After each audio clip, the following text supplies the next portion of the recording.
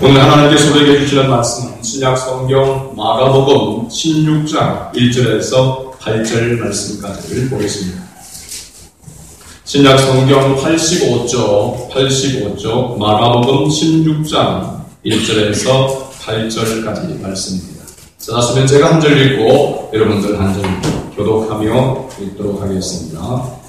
마가복음 16장 1절을 제가 읽겠습니다. 안식일이 지나매 막달라 마리아와 야고보의 어머니 마리아와 또 살로메가 가서 예수께 바르기 위하여 향품을 사다 두었다가 안식구 전날 매우 일찍이 해 돋을 때에 그 무덤으로 가며 서로 말하되 누가 우리를 위하여 무덤 문에서 돌을 굴려주리요 하더니 문을 들어본즉 벌써 돌이 굴려져 있는데 그 돌이 심히 크더라. 무덤에 들어가서 흰옷을 입은 한 청년이 우편에 앉은 것을 보고 놀라매 청년이 이르되 열반하시라. 너희가 십자가에 못 박히신 나사렛 예수를 찾는구나. 그가 살아나셨고 여기 계시지 아니하니라. 오라 그를 두었던 곳이니라. 7절 8절 같이 있습니다.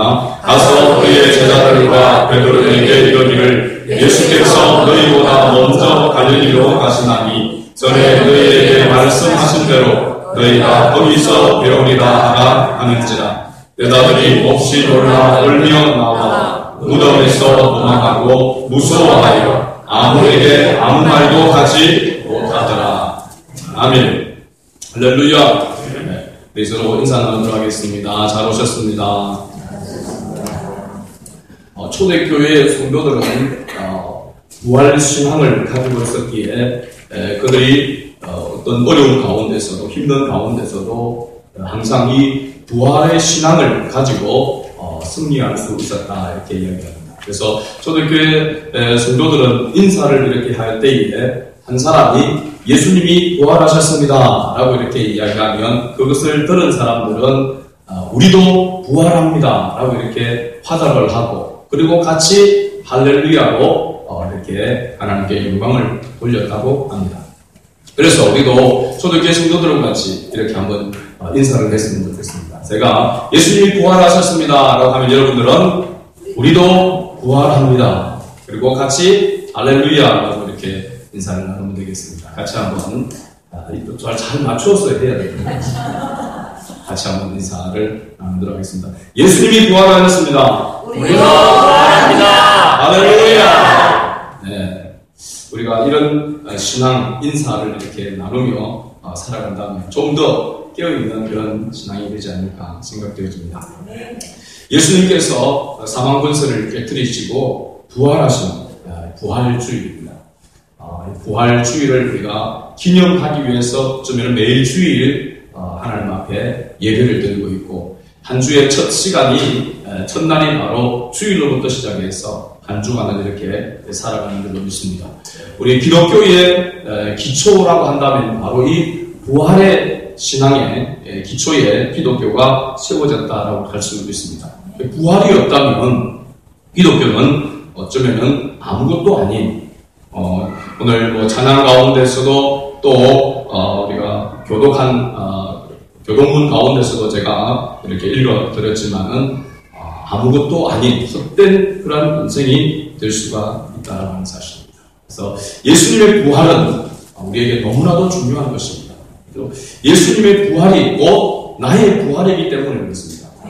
예수님이 부활의 첫 열매가 되시고 예수님을 믿는 우리 모두가 다 바로 부활에 동참하게 되어지게 되고 그래야 영원히 하나님과 함께 동행하는 하나님 나라에서 살게 되어지는 그런 축복을 누리게 되는 걸 말씀해주고 있는 이 때문이죠.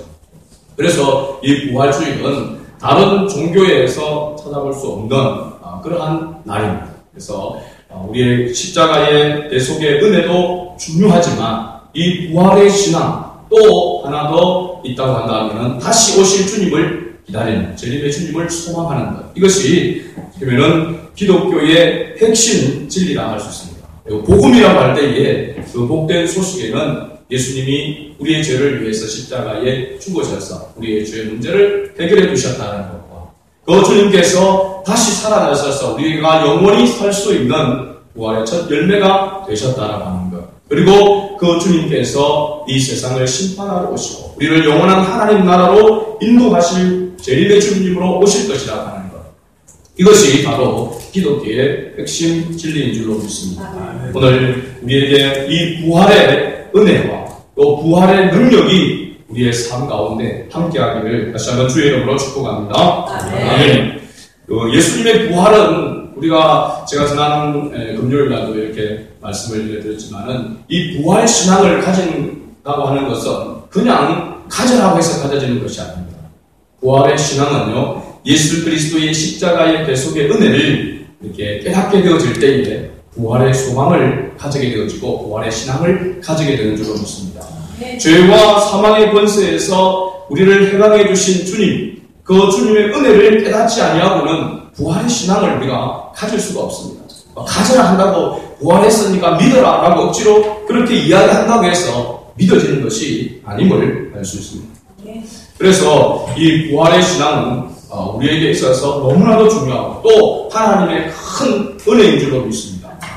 이 부활에 대하여 오늘 우리 주일학교 설교 가운데서 이렇게 나왔지만은 예수님이 부활하신 것이 사실이 아니라면 그냥 신화에 있는 것이나 전해 내려오는 전설 따라 삼천리처럼 거기에 나오는 그런 이야기라고 한다면 오늘 저와 여러분들은 가장 불행한 자요, 가장 헛된 삶을 살아가는 사람들 중에 한 사람이 되는 것입니다. 예수님의 부활은 그냥 전설에, 신화에 나오는 이야기가 아니라 역사 속에 실제적으로 나오는 사실의 터위에 있다라는 하는 사실입니다. 성경을 좀 더 쉽게, 성경을 좀 더 현실감 있게 이렇게 읽기 위해서, 그렇게 읽도록 하기 위해서 나온 그런 프로그램이라고 할까요? 그런 것이 성경이 읽어지네라고 하는 그런 프로그램이 이슈가 되고 있습니다. 저도 공부를 하고 있어서 지금 우리가 주일날 오후에 바이블 맥, 성경 맥 잡기를 이렇게 하고 있는데 사실은 제가 이렇게 보니까 그 성경 맥 잡기에 앞서서 해야 될 그러한 일이 이 성경이 읽어지네라고 하는 이 프로그램이라고보다는 정말 성경을 제대로 읽을 수 있도록 쉽게 읽고 또 이해할 수 있도록 하기 위한 그러한 안내서라고 이렇게 할 수가 있겠죠. 그래서 거기에 보면은 성경 속에 나타나는 그런 지역들, 나라들, 그것들이 오늘날 나라들과 현실과 연관되어져 있고, 그래서 성경에 일어났던 그러한 사건들이 그냥 성경 속에만 있는 사건이 아니라 실제적으로 세계사 속에서 이루어졌던 그런 사건임을 하나하나 이렇게 증거로 이렇게 볼 수 있도록 해주는 것. 그래서 성경을 읽을 때 사실 보면요, 창세기부터 우리가 읽어나가다가 성경이 읽어나가다 보면 중간에 이게 또 읽었던 이야기가 또 나오는 것 같고, 또 이 사람이 이 사람 같고 저 사람이 저 사람 같고 헷갈리는 그런 부분들이 있습니다. 특히 레위 같은 이런 부분을 보면 출애굽해가 이스라엘 백성들이 어디에 가서 이게 이 성경이 기록되어져 있는지, 무엇을 위해서 기록되었는지 그 의미를 제대로 알지 못하고 읽기에 그냥 중간에 포기하는 그런 경우가 많죠. 그래서 항상 연초가 되어지면 올해는 성경을 한 번은 읽어야지 하다가 창세기 시작하고 끝나고 마는 것이 우리의 현실입니다.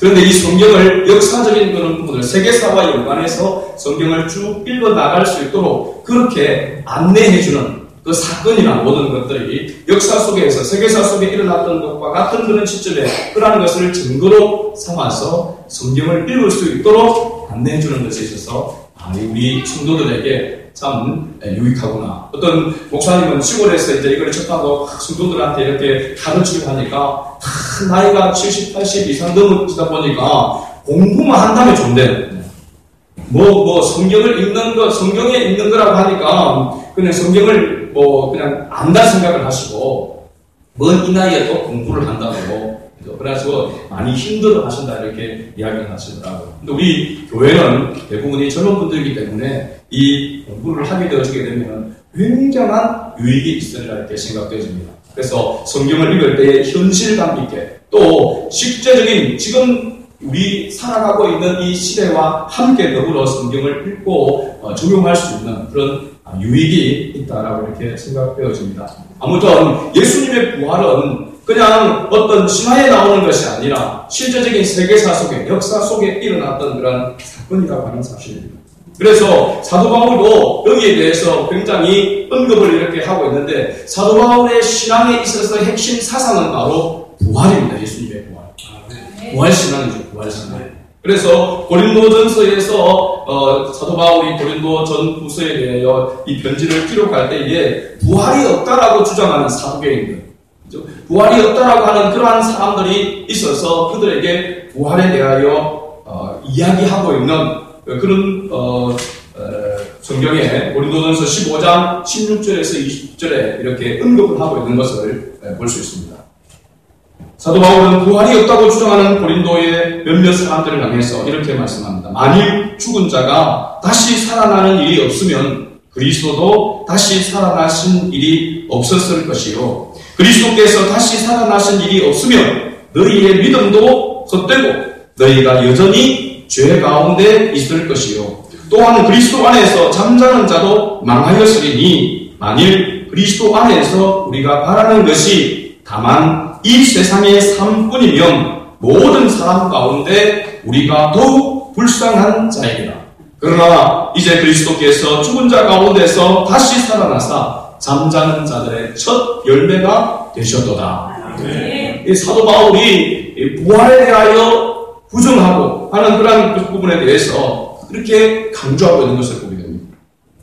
예수님께서 부활하지 않았다면 우리의 믿음도 우리의 구원도 헛되고 우리의 삶과 죽음, 그 모든 것이 아무 의미 없는 것이 되고, 그 가운데서 믿는다고 하는 우리는, 부활이 있다라고 생각하는데 부활이 없다고 하는 우리는 이 세상에서 가장 불쌍한 자, 가장 헛된 인생을 살아가는 것이다 라고 이렇게 이야기를 하고 있는 것이죠. 그러므로 기독교의 신앙에 있어서 이 부활의 신앙은 너무너무 중요한 것이고 우리의 신앙의 핵심이 되는 진리인 줄로 믿습니다. 오늘 본문 1절 말씀을 보면 안식일이 지난 첫날 아침 일찍 막달라 마리아와 야고보의 어머니 마리아와 살로메 이 세 여인이 예수님의 무덤을 찾아갔습니다. 이 여인들은 예수님께서 부활하실 것이라고 하는 그런 믿음을 가지고 무덤을 찾아간 것이 아니라 예수님의 시신에 그 시체에 향유를 발라드리려고 그렇게 무덤을 찾아갔습니다. 그러니까 가는 길에 이 우리가 생각하는 무덤과 이 팔레스타인 지역의 무덤은 다르죠. 거기는 무덤이 그냥 수켓석 같은 것을 굴을 파가지고 한 사람이 들어가는 묘가 아니라 가족묘로 이렇게 되어 있습니다. 그러니까 그 입구가 굉장히 두꺼운 돌문으로 막혀져 있죠. 장정들이 열어야만 열릴 수 있는 그런 문이라고 하는 사실입니다. 그러니까 예수님께서 죽은 나사로를 살리실 때에 나사로야 나오라고 이렇게 무덤 앞에서 이렇게 이야기한 것은 거기에 나사로만 들어있는 것이 아니고 나사로부터 내려오는 가족들이 그 묘에 있었기 때문에 무조건 아무나 나오면 여러 사람이 나올 수 있기 때문에 입장 곤란해지잖아요. 그렇죠? 그래서 예수님께서 나사로라 이름을 부르면서 나사로가 나오라고 한 것입니다. 그렇죠? 아무튼 이런 가족묘이기 때문에 그 문이 굳게 닫혀져 있고 여인들이 열 수 없는 그런 문이기 때문에 이 여인들이 고민을 하면서 염려하면서 갔단 말이죠. 가서 보니까 어떻게 되었습니까? 무덤 문은 열려 있었고 그 안에는 아무도 없었다는 사실입니다. 거기에 청년 같은 천사, 정면으로 이렇게 볼 수 있는 그런 천사가 거기에 있었고 그가 여인들에게 이야기합니다. 그것이 오늘 6절과 7절에 이야기하고 있죠. 6절과 7절을 다시 한번 우리 천천히 읽어보겠습니다. 청년이 이르되 놀라지 말라. 너희가 십자가에 못 박히신 나사렛 예수를 찾는구나. 그가 살아나셨고 여기 계시지 아니하니라. 보라 그를 두었던 곳이니라. 가서 그의 제자들과 베드로에게 이르기를 예수께서 너희보다 먼저 갈릴리로 가시나니 전에 너희에게 말씀하신 대로 너희가 거기서 배우리라 하라 하는지라. 아멘. 예수님이 다시 살아나셨고 그리고 예수님께서 너희보다 먼저 앞서서 갈릴리에 간다. 그것은 천사가 그냥 하는 말이 아니고 예수님께서 이미 그들에게 살아계실 때에 약속했던 그 말씀을 기억하도록 하기 위해서 말씀하고 있는 것이죠. 그런데 이 말씀을, 이 이야기를 천사로부터 들은 이 여인들이 8절에 보면 여자들이 몹시 놀라 떨며 나와 무덤에서 도망하고 무수하여 아무에게 아무 말도 하지 못하니라. 얼마나 큰 충격이었으면 이와 같은 모습이 되었을까요? 물론 뒤에 가서 보게 되어지면 그들이 제자들에게 가서 예수님께서 이 천사가 이야기한 대로 원래 예수님께서 약속하신 그 약속을 이야기하면서 갈릴리로 가서 예수님을 만나도록 그렇게 하신 것이죠. 오늘 이 예수님께서 부활하신, 다시 사신 이 신앙, 이 부활의 목격자가 되어졌던 이 여인들과 같이 오늘 저와 여러분들도 부활의 감격이 있는 그런 신앙이 되기를 원합니다. 그래서 오늘 이 말씀을 우리가 묵상하면서 예수님의 부활이 단순히 그냥 예수님의 부활로만 끝나는 것이 아니라 예수님의 그 부활이 오늘 우리의 부활이 되어져야 되고 나의 부활의 신앙으로 되어져야 될 줄로 믿습니다. 그래서 저는 한 세 가지로 오늘 말씀을 생각하면서 교훈을 듣고자 합니다. 첫째는 우리는 우리 자신의 신앙의 부활을 위해서 애를 써야 된다는 사실입니다. 예수님의 이 부활 사건을 우리가 기념하면서 우리가 살아갈 때에 먼저 우리의 신앙의 부활을 위해서 우리가 노력해야 한다는 사실입니다. 우리 참 신앙이 아쉬운 그런 부분들 가운데 신앙생활을 하면서 아쉬운 부분들 가운데 저도 신앙생활 가운데 그런 부분들을 때때로 느낄 때가 있습니다. 열심히 뜨거운 가슴을 가지고 하나님 앞에 감격하며 예배를 드렸던 그러한 모습이 때때로 식어져 있는 그런 것을 발견할 때가 있습니다.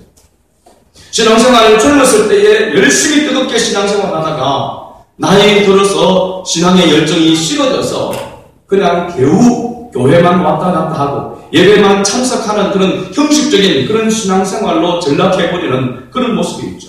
그러나 원래의 신앙은요, 젊을 때부터 시작해서 나이가 들면 들수록 더 부활에 대한, 더 하나님의 나라에 대한 그 소망이 뜨거워져야 되고 예배의 감격도 더 외야 될 줄로 믿습니다.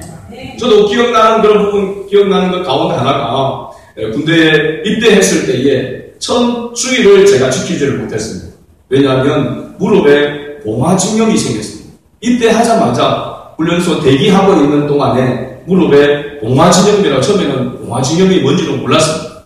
그냥 무릎이 퉁퉁 이렇게 벌겋게 해서 붓더라고요. 그래서 앉고 일어서는 것이 얼마나 고통스러운지 군대 가서 처음에 하는 일이 무조건 앉아 또 일어서 이게 일입니다. 처음에. 그래서 하다 보니까 점점 이렇게 무릎이 부어가지고 도저히 할 수 없어 이제 환자 나오라고 할 때 나갔더니 그 의무대에 가서 그대로 이렇게 수술을 했습니다. 마취도 없이 그냥 그 부분이 이렇게 조그마한 그렇게 꼭 뭐 바늘 구멍만한 그런 그로 되어 있는데 전체가 이렇게 퉁퉁 벌겋게 부어 있었습니다. 골마에 있는 것이죠. 근데 그 부분을 십자가를 이렇게 칼을 찢어가지고 짜내는데 그냥 그야말로 고함을 지어야 될 정도로 그렇게 고통스러웠습니다. 그것 때문에 그게 이제 한지가 토요일인데 다음 날이 주일입니다. 주일날 교회를 가야 되는데 교회를 갈 수가 있거든요. 제가 논산훈련소에 있었는데 그 논산훈련소 연무대 교회가 굉장히 큽니다. 거기에 이제 예배드리러 갈 수 있는데 가야 되는데 이게 혼자 갈 수 없어요. 누군가 같이 이렇게 가야 되는데 무릎이 이 상태 가운데에서 그 의무대에서 교회를 갈 수 있도록 허락을 해주지 않는 거예요. 제가 군대에 갈 때만 해도 얼마나 뜨거운 신앙을 가지고 있었는지 모릅니다. 네. 그런 어떤 불타는 신앙을 가지고 하나님 앞에서 그렇게 입대했는데 첫 주일날, 입대한 첫 주일날 예배를 드릴 수가 없게 되어진 거예요. 너무 안타깝고 괴로워서 그냥 침대에서 시간에 맞춰서 혼자 예배를 드렸습니다. 그리고 난 다음에 기다려서 일주일 동안 이제 치료가 되어지고 하니까 거의 완쾌가 되어져서 이제 그 다음 주일날 교회를 가는데 그 교회에 가서 앉자마자 눈물이 막 감격의 눈물이 어떻게 보면 한 주밖에 안 지난 거잖아요. 그렇죠? 그런데도 그 예배 자리에 나와는 그 자체가 얼마나 감격스러운지 얼마나 큰 노래였는지 그때 들었던 말씀은 하나도 기억나지 않지만은 그 예배 자리에 가서 하염없이 감격의 눈물을 흘렸던 것은 지금도 기억이 납니다. 그런 감격, 그런 은혜가 지금도 내가 있는가? 주일날 내가 하나님 앞에 나와서 예배를 드리러 나와서 그런 감격을 가지고 예배를 드리고 있는가? 참 안타까운 그런 마음을 가질 수가 있습니다. 우리의 신앙생활하는 가운데서 계속해서 하나님을 향하여 더 뜨거운 열정, 더 부활의 소망 가운데 살아가는 그런 삶이 되어져야 되는데 그렇지 못하다고 하는 사실입니다. 무엇 때문에 그럴까? 우리가 이 땅을 살아가는 가운데서 돈을 벌기 위해서 얼마나 애를 쓰고 있습니까? 그죠? 정직하게 일하고 열심히 일해서 재정적으로 물질적으로 어려움이 없도록 그렇게 삶을 살아가는 것 굉장히 중요한 것이죠. 성공을 위해서도 그렇고 자녀들을 위해서도 그렇고 노후를 위해서 우리가 열심히 일하고 노력하는 것 반드시 필요하고 중요한 것입니다. 그러나 그보다도 더 중요한 것은 부활의 신앙을 위해서 애를 쓰는 것입니다. 신앙이 없으면 하나님을 향하여 뜨거운 그런 열정과 열망이 식어져 버리면 우리가 하는 그 모든 것들이 헛되고 헛될 수 있기 때문에 그렇습니다. 그래서 우리가 하나님 앞에 예배를 드릴 때에 영과 진리, 하나님께서 우리에게 베푸신 그 은혜, 또 주님께서 우리에게 베푸신 그 구원의 은혜와 그 사랑과 그 감격 속에서 하나님 앞에 예배를 드릴 때에 우리는 매일매일 하나님을 찬양하며 하나님을 경배하며 내가 어느 곳에 있든지 하나님의 자녀로서의 삶을 살아갈 수 있는 줄로 믿습니다. 그래서 영과 진리로 예배하는 감격 속에 예배드리는 이러한 예배가 참된 예배가 오늘 우리의 가운데서 사라져가고 있고 약해져가고 있기 때문에 참된 부활의 신앙으로 살아갈 수 없다고 하는 사실입니다. 찬송가 3장 우리 보게 되어지면요. 찬송가 3장을 한번 찾아보세요. 간단하게 한 줄로 되어져 있는 그런 찬양입니다. 보통 해외에서거나 성령으로 기존 교회에서 부르는 그런 찬양인데요. 성부 성자 성령께 찬송과 영광을 돌려보내세 대처로 지금까지 또 영원 무궁토록 성삼위께 영광 이게 끝입니다. 이 찬양을 알고 보니까 이 찬양이 어떤 찬양인가? 초대교회 때에 많은 사람들이 로마의 박해로 인해가지고 많은 사람들이 짐승의 밥이 되어지게 되어지고 순교의 제물이 되어졌던 것을 우리가 잘 알고 있습니다. 그때 초대교회 성도들 가운데서 그 핍박으로 인해서 사형장으로 죽음의 형장으로 끌려가면서 성도들이 불렀던 찬양이 바로 이 찬양이라고 합니다.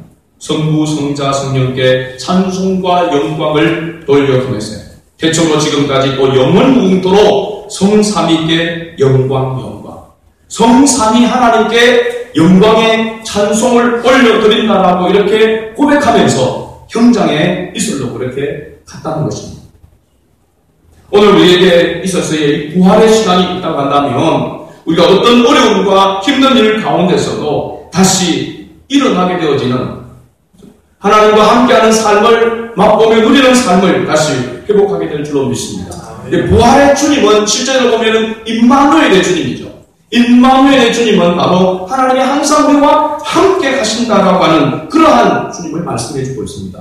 오늘 우리가 매일매일의 삶 가운데서 하나님이 나와 함께 하심을 맛보는 누리는 그런 삶을 살아가야 될 줄로 믿습니다. 이것이 바로 부활의 신앙으로 회복되어서 살아가는 성도의 모습이라는 것이죠.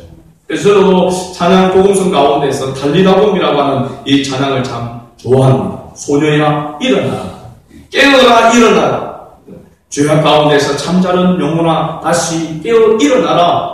그래서 주님을 찬양하는 그러한 삶으로 다시 일어나기를 원하는, 사실은 이 찬양을 제가 처음 들었을 때에 기도원에서 이 찬양을 제가 들었거든요. 그때 들을 때에 고등학교 교사 부부가 나와서 기타를 치면서 이 찬양을 특송을 하는 것을 제가 보았습니다. 그 특송을 하기 전에 잠깐 간증하는데 자기가 남편이 가난으로 이제 돌아갈 때가 되어져 가지고 도저히 세상의 그 무엇 의학으로는 할 수 없는 그 상태에서 기도원에 가서 조용히 지내다가 그냥 하나님 부르시면 가야 되겠다 그렇게 하고 30대 후반의 젊은 남편 부부가 그렇게 온 것이죠. 근데 하나님의 은혜 가운데 기적적으로 시구함을 받은 것입니다. 그 은혜가 감사해서 사람들 앞에서 누가 함께 특송을 하는데 그 찬양이 바로 이 달리다봄이었습니다. 제가 얼마나 큰 감격을 받고 이 찬양의 은혜를 받은지 모릅니다. 그래서 처음에 제가 기타를 배울 때에 이 찬양을 가지고 매일 부르면서 제가 기타를 군대에서 그렇게 배웠던 적이 있습니다. 하나님께서 우리에게 원하시는 것은 우리의 삶이 부활의 신앙으로 날마다 살아나는, 다시 시작하는 그런 삶이 되기를 하나님이 원하시는 줄로 믿습니다. 두 번째, 우리가 이 부활신앙을 통해서 우리가 첫사랑을 회복하고 다시 시작해야 한다라고 하는 사실입니다. 오늘 7절 말씀을 다시 한 번 더 읽어보겠습니다. 가서 그의 제자들과 베드로에게 이르기를 예수께서 너희보다 먼저 갈릴리로 가시나니 전에 너희에게 말씀하신 대로 너희가 거기서 배우리라 하라 하는지라. 아멘. 여인들이 무덤에 나왔을 때에 흰옷 입은 청년처럼 보이는 그 천사가 그렇게 이야기합니다. 예수께서 너희보다 먼저 갈릴리로 가시나니 전에 너희에게 말씀하신 대로 너희가 거기에서 예수님을 배우리라. 자, 예수님께서 처음에 복음 사역을 시작한 그곳이 바로 어디냐면 갈릴리였습니다. 갈릴리 사역이 예수님의 주 무대였다라고, 이렇게 사역의 무대였다라고 이렇게 볼 수가 있는 것이죠. 갈릴리 호수 이 주변에는 주로 어떤 사람들이 살았냐면 그 당시에 사람들 사회 속에서 멸시받고 천대받는 사람들이 주로 모여있는 곳이 갈릴리 지역입니다. 그런데 예수님께서 거기에서 제자를 부르셨지 않습니까? 그렇죠? 거기에서 제자들을 부르셨다는 것이죠. 그래서 왜 예수님께서, 부활하신 예수님께서 모든 이스라엘 백성들, 이스라엘 나라에 있어서 가장 그들의 삶에 있어서 중심지가 되어지고 어쩌면 거기에 주인이신 예수님, 그 예루살렘 성전에 있는 예루살렘에서 제자들과 만나자. 그러면서 많은 사람들이, 종교 지도자들과 그 사람들이 볼 수 있는 가운데에서 부활하신 예수님을 보여줄 수도 있었을 텐데, 왜 예수님은 부활하셔서 처음으로 제자들과 만날 때에 이 갈릴리에서 만나자고 이야기를 했을까?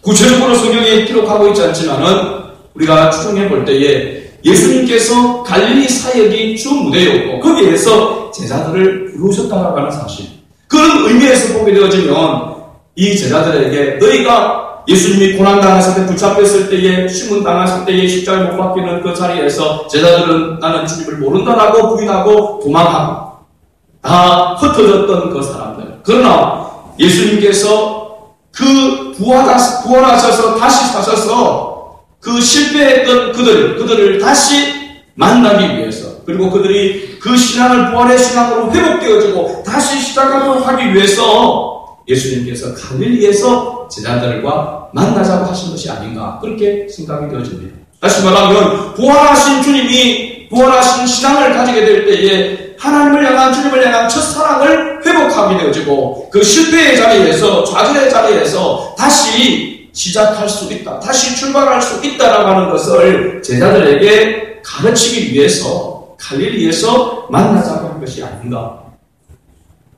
특별히 이 마가는요, 마가복음이 사복음서 가운데서 가장 먼저 기록되어진 성경입니다. 이 마가는요, 이 예수님께서 갈릴리에서 만나자고 하는 이 부분에 대해서 좀 더 상세하게 기록하고 있는, 이것을 강조하고 있는 그런 의미가 있는 그런 모습인데, 왜 그러냐면 마가는 주님의 사역을 감당하는 그 가운데서 실패했던 적이 있었습니다. 바울과 함께 복음을 전하러 가다가 어떤 경우인지 구체적으로는 알 수 없지만 다시 세상으로 돌아가는 그런 아픔이 있었습니다. 절망하고 낙심했던 그런 적이 있었습니다. 그러기에 주님, 부활하신 주님을 만남으로 다시 회복되어지고 다시 시작할 수 있다라고 하는 이 부분에 대해서 아픔이 있었기에, 경험이 있었기에 아마도 그렇게 이야기하지 않았나, 이 부분을 더 강조하고 있지 않나, 그렇게 생각이 되어집니다. 우리도 신앙생활하는 가운데서 모든 일들이 아무 어려움 없이 평탄하게 진행되어지면은 사실 신앙생활에 간증할 것도, 신앙의 어떤 좀 더 성숙될 수 있는 그런 모티브가 될 수 있는 것들이 없습니다. 어려움을 당하고 환난과 풍파를 당하는 그런 가운데서 주님 앞에 더 나아갈 수 있는, 주님을 더욱더 사랑하고 더 충만한 가운데 나아갈 수 있는 그런 기회가 되어지는 경우가 많다는 사실입니다. 그래서 우리가 어떤 지금 환경과 상황과 또 나이와 그런 것과 상관없이 우리는 부활의 신앙으로 다시 무장하게 되어지면 얼마든지 다시 시작할 수 있다는 하는 사실입니다. 제가 꿈 이야기를 해서 죄송합니다만 뭐 그렇게 나쁘지 않은 꿈인 것 같아서 이야기를 이렇게 합니다. 금요일 날인가요? 제 아내에게도 제가 그렇게 이야기를 했는데 지금 우리 교회 나오지 않고 있는 우리 최은하 집사님 꿈에 나타났어요. 꿈에 나타났는데 얼굴이 뭐 걸렸는지 새카맣게 걸린 그런 모습이었습니다. 그런데 뭔 이유인지는 잘은 모르겠지만 목사님 제가 다음 주부터 교회 나가겠습니다. 그렇게 이야기를 하더라고요. 꿈에서도 얼마나 기분이 좋았는지. 다음 주 나오는 은혜가 있었으면 좋겠습니다. 기회가 됐으면 좋겠습니다. 다시 회복되어지고 주님을 향한 저 사람. 그 이야기를 들어보면요, 참 아버님이 장로님이시고 믿는 가정에서 자랐는데 어릴 때에 억지로 교회에 끌려갔던 것, 그것이 너무 싫어가지고 힘들었는데 지금 자기 아이들이 그와 같은 모습을 보이고 하니까 여러 가지 여러 모양으로 갈등이 좀 있었던 것 같습니다. 그래서 한번 내려놓아버리자 하는 그런 생각이 있어서 아마 그런 것 같아요. 한편으로는 이해가 되어집니다.